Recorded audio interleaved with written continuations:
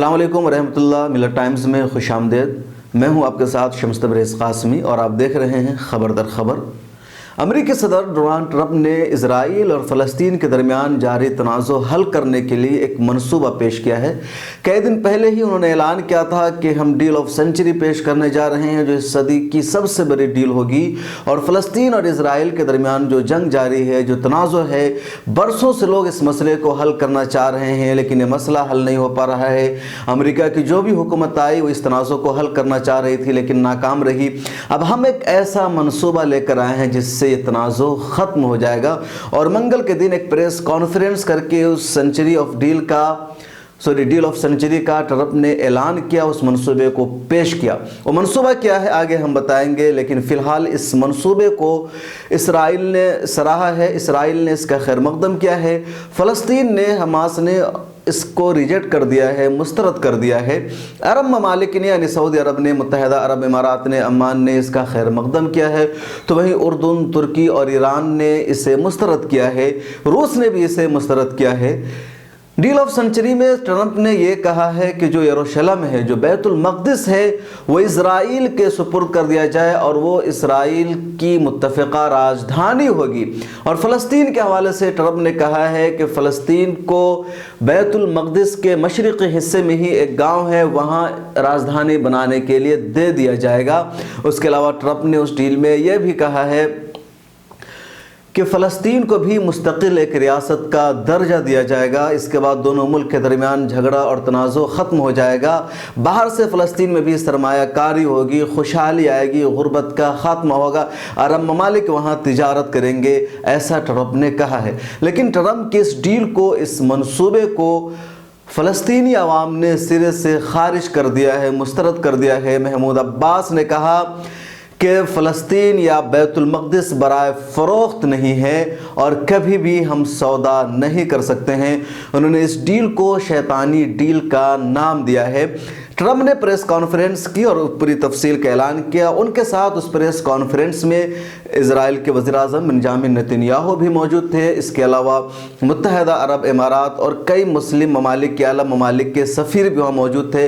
Trump نے اپنی press conference میں کیا کہا ہے، پہلے وہ ہم آپ کو سناتے ہیں۔ ٹرمپ نے اپنی پریس کانفرنس میں کہا، آج ہم ایک ایسے منصوبے کا اعلان کر رہے ہیں جو پورے مشرق وسطیٰ میں امن اور نوجوانوں کے خوابوں کی تعبیر بن سکتا ہے، جو پرامید مستقبل کے لیے کوشاں ہیں۔ خطے کی حکومتیں جانتی ہیں کہ دہشت گردی اور اسلامی انتہا پسندی سب کا مشترکہ دشمن ہے۔ ٹرمپ نے ایک مرتبہ پھر انتہا پسندی کو اسلام سے جوڑ کر دیکھا ہے۔ ٹرمپ کو نہیں معلوم کہ مسلم ممالک سے زیادہ انتہا پسندی امریکہ میں ہوتی ہے، یورپین کنٹریز میں ہوتی ہے، جہاں ہر گھنٹے پر فائرنگ کے ذریعے مذہب کے نام پر مسلمانوں کو، سکھوں کو یا باہر کے ریلیجن والوں کو مارا جاتا ہے۔ کبھی ٹرمپ دوسرے مذہب کے ساتھ یا کرسچن کے ساتھ انتہا پسندی کو نہیں جوڑتے ہیں، تو ایک نوٹ کرنے والا جملہ ہے۔ بہرحال ٹرمپ نے آگے اس پریس کانفرنس میں کہا، فلسطین اسرائیل تنازعات کے حل کے لیے ہم تعمیری راہ پر گامزن ہیں۔ فلسطین اور اسرائیل کے مابین امن قائم کرنا سب سے مشکل چیلنج ہو سکتا ہے۔ سابقہ انتظامیہ ان کی کوششوں میں بری طرح ناکام رہی ہے، لیکن میں چھوٹی چھوٹی باتوں سے چھپے معاملات کے لیے منتخب نہیں ہوا تھا، میں بڑے مسائل حل کرنے کے لیے منتخب ہوا تھا۔ ٹرمپ نے آگے کہا، آج ہم امن کی طرف ایک بڑا قدم اٹھا رہے ہیں اور اسرائیل نے جو کچھ حاصل کیا اس سے حیران ہو گئے۔ اسرائیل جمہوریت اور تجارت کا مرکز ہے۔ اسرائیل ایک روشنی ہے جو پوری دنیا میں دکھائی دیتی ہے۔ یہودی قوم کے لیے ایک وعدہ تھا اور اس وعدے کے تحت انہیں ان کے مقدس وطن میں آباد کیا گیا۔ ٹرمپ نے کہا، ہمارا منصوبہ 80 پیجز پر مشتمل ہے، یہ کسی بھی دوسرے معاہدے کے مقابلے میں زیادہ مفصل ہے۔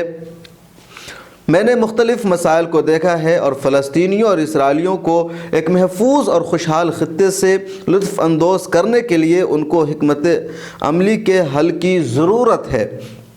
اس سے تمام فریقوں کو اطمینان حاصل ہوگا۔ ہم اسرائیل کی سلامتی کے ساتھ فلسطینیوں کے لیے بھی ایک آزاد ریاست کے حامی ہیں۔ ٹرمپ نے آگے اپنی پریس کانفرنس میں کہا 4 سال تک ان کا پیش کردہ منصوبہ اوپن رہے گا، فلسطینی اس پر غور کریں اور پھر اسرائیل کے ساتھ بات چیت کر سکتے ہیں۔ ابو مازن یعنی انہوں نے اسرائیلی صدر محمود عباس کو خطاب کیا ہے، اگر آپ امن کا انتخاب کرتے ہیں تو ہم تمام اقدامات میں آپ کی مدد کرنے کے لیے موجود ہوں گے۔ انہوں نے توجہ مبذول کروائی کہ میں نے ابو مازن یعنی فلسطینی صدر محمود عباس کو ایک پیغام بھیجا تھا جس میں ان سے صدی کی ڈیل اور اس کے نظام الاوقات سے آگاہ کیا۔ امریکی صدر نے آگے کہا فلسطینیوں کے لیے ایک آخری موقع ہوگا کیونکہ ہماری طرح کی کوئی ٹیم نہیں ہوگی جو اسرائیل سے پیار کرے اور اسرائیل سے اپنے مطالبات بھی منوا لے۔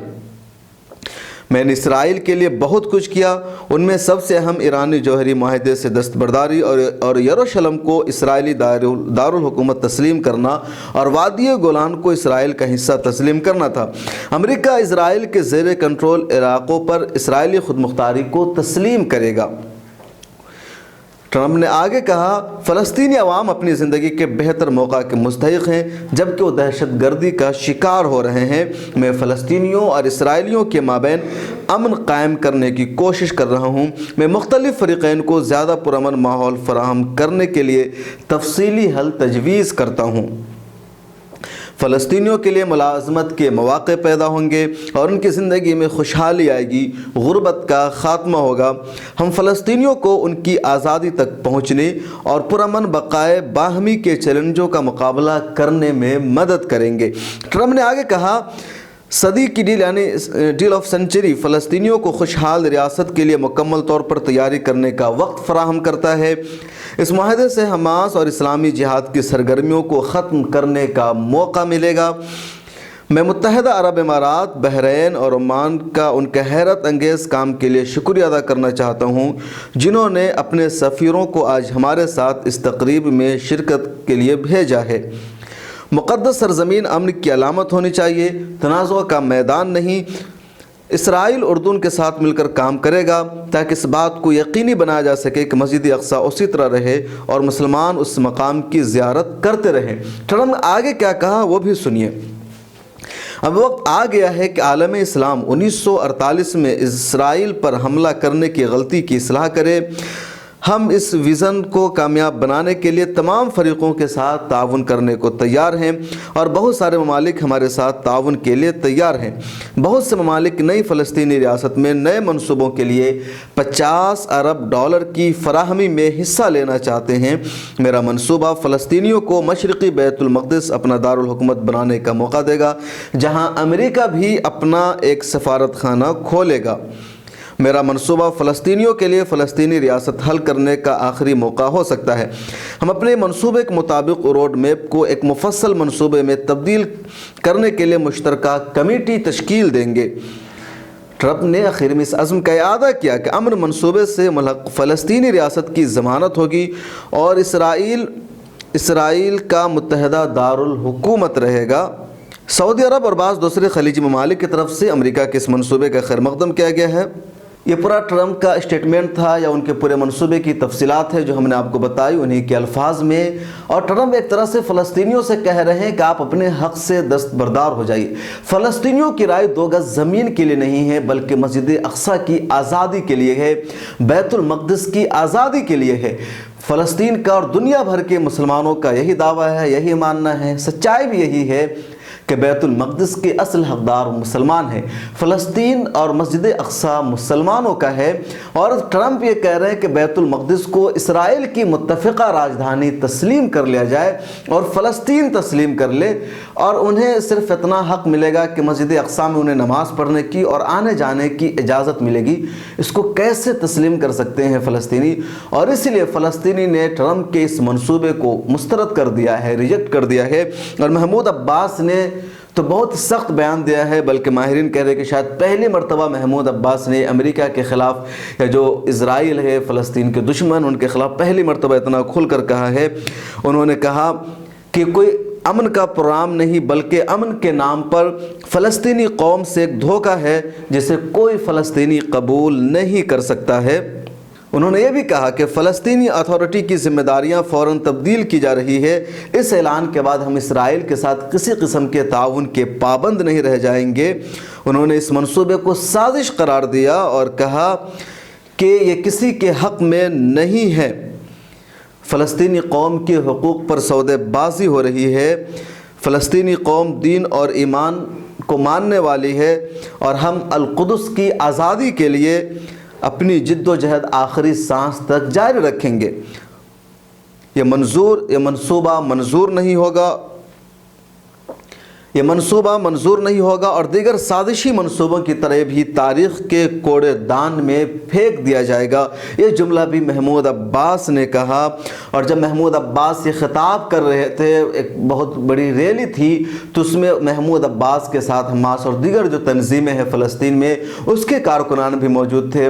محمود عباس نے یہاں تک بھی کہا کہ میری زندگی میں اب کچھ اور دن باقی رہ گئے ہیں، لیکن میں مر جاؤں گا لیکن اس منصوبے کو تسلیم نہیں کروں گا۔ اور صحیح بھی ہے، کیونکہ جو لڑائی ہے وہ بیت المقدس کو لے کر کے ہی ہے۔ اسرائیل اس بیت المقدس کو اپنا دارالحکومت بنانا چاہتا ہے، اور فلسطینی عوام اور دنیا بھر کے مسلمان بیت المقدس پر اپنا حق سمجھتے ہیں۔ ایک نظریہ کی لڑائی ہے، ایک زمین کے ٹکڑے کی لڑائی نہیں ہے، ایک نظریہ کی لڑائی ہے، ایک مذہبی تحفظ کی لڑائی ہے، مذہبی مقام کے حصول کی لڑائی ہے۔ اور پھر اس کو ٹرمپ جس طرح کہہ رہے ہیں کہ اسرائیل کو دے دیا جائے اور مسلمان مان لے اور انہیں ایک بستی میں راجدھانی بنانے کے لیے دے دیا جائے گا، ان کی ریاست تسلیم کر لیا جائے گا، مسئلے کا حل نہیں ہو سکتا ہے۔ اور اس لیے فلسطینی عوام نے احتجاج میں تیزی پیدا کر دی ہے۔ امریکہ کے خلاف، اسرائیل کے خلاف احتجاج تیز ہو گیا ہے، اور ان کا یہ کہنا ہے کہ ہم آخری سانس تک جاری رکھیں گے جنگ، یہ جد و جہد، کیونکہ ہمارا مقصد، ہماری زندگی کا مقصد بیت المقدس کی آزادی ہے۔ سوال یہ بھی ہے کہ ٹرمپ کے اس منصوبے کا سعودی عرب نے خیر مقدم کیا ہے۔ ٹرمپ کے اس منصوبے کا متحدہ عرب امارات جیسے ملک نے بھی خیر مقدم کیا ہے۔ یہ ملک اب تک اسرائیل کے ساتھ کھلے طور پر دوستانہ روابط نہیں رکھ سکے، ان کا وہاں سفارت خانہ نہیں ہے، نہ اسرائیل کا سفارت خانہ ان ممالک میں ہے۔ خود کو کہتے ہیں کہ ہم فلسطینیوں کے ساتھ ہیں، فلسطینی کاز کے ساتھ ہیں، لیکن آج جب بیت المقدس کو امریکہ نے اسرائیل کے حوالے کرنے کی بات کی ہے، یروشلم کے بارے میں کہا ہے کہ متفقہ طور پر اسے اسرائیل کی راجدھانی تسلیم کر لیا جائے۔ امریکہ پہلے یروشلم کو اسرائیل کی راجدھانی تسلیم کر چکا ہے۔ امریکہ نے اپنا سفارت خانہ بھی یروشلم میں کھول رکھا ہے، حالانکہ اب تک جو آفیشیل اسرائیل کی راجدھانی ہے وہ تل ابیب ہے، وہی سارے ممالک کے سفارت خانے ہیں۔ تو سعودی عرب اور متحدہ عرب امارات کا کوئی ویلکم کا اسٹیٹمنٹ نہیں آیا تھا۔ اب جب ٹرمپ نے اپنا منصوبہ پیش کیا ہے، 80 پیج پر مشتمل ہے، تو اس کا سعودی عرب اور متحدہ عرب امارات جیسے ممالک نے بھی خیر مقدم کر دیا ہے۔ اس کو دوسرے لفظوں میں یوں کہیے کہ عرب ممالک نے فلسطین کا ساتھ چھوڑ دیا ہے۔ مصر جو ہمیشہ فلسطین کا ساتھ دینے کا دعویٰ کر رہا تھا، اس کا بھی کوئی رد عمل سامنے نہیں آیا ہے۔ تو اس طریقے سے فلسطینی ابھی تنہا پڑ گئے ہیں، اور ان کے ساتھ جو کچھ کسی حد تک ابھی کھڑے دکھائی دے رہے ہیں، تو اس میں ترکی ہے، ایران ہے اور اردن ہے۔ اس پوری تفصیلات کے بارے میں آپ کی کیا رائے ہے؟ آپ کیا سوچتے ہیں؟ کمنٹس باکس میں ضرور لکھیے۔ اس بارے میں مزید تفصیلات کے ساتھ ہم اگلا خبر در خبر کا پروگرام پیش کریں گے۔ آج اتنا ہی، پھر ملاقات ہوگی۔ اپنا خیال رکھیے۔ خدا حافظ۔ ملت ٹائمز کی ویڈیوز دیکھنے کے لیے یہاں کلک کر کے سبسکرائب کریں، اور ہاں، بیل آئیکن ضرور دبائیں۔ اگر فیس بک پر دیکھ رہے ہیں تو پیج لائک کریں۔ تازہ ترین خبروں اور مضامین کے لیے وزٹ کریں ہماری ویب سائٹ www.millettimes.com۔ ہماری یہ website Urdu, Hindi, English تینوں لینگویج میں موجود ہے۔